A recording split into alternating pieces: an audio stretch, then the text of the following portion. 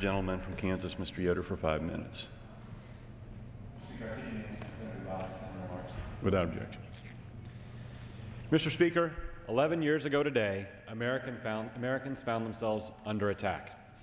We watched with shock and horror as hijacked passenger airplanes were flown both into the World Trade Center towers and the Pentagon. We all remember what we were doing that Tuesday morning when 2,996 innocent Americans were killed in those tragic and unthinkable acts.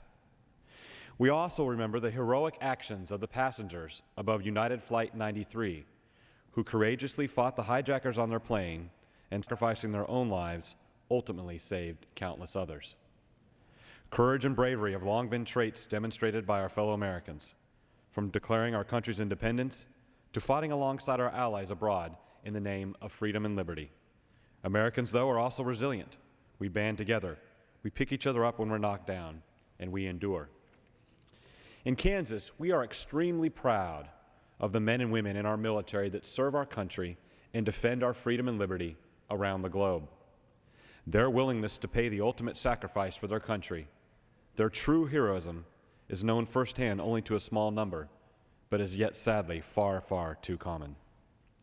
The 3rd District of Kansas lost 2 such heroes this summer as a result from combat operations in Afghanistan. Army Sergeant Mike Knapp was deployed out of Joint Base Lewis McChord out of Washington State. He was killed in mid-May while bravely serving his country only 3 days before he was scheduled to return home to Overland Park, Kansas. Also, Private First Class Cale Miller, deployed out of Joint Base Lewis McChord, lost his life in early June when an improvised explosive device detonated near his vehicle. Private First Class Miller was a 2007 graduate of Olathe Northwest, where he was a member of both the football and track teams.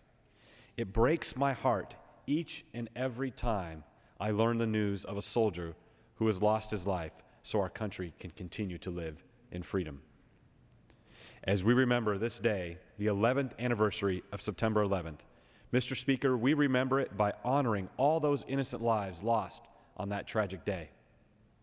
We also remember the first responders, the firefighters, and the policemen who charged the burning buildings to save lives, ultimately giving up their own in the process. Let us also recall the steely resolve of American patriotism and unity as our country courageously responded against the terrorists responsible for this tragedy.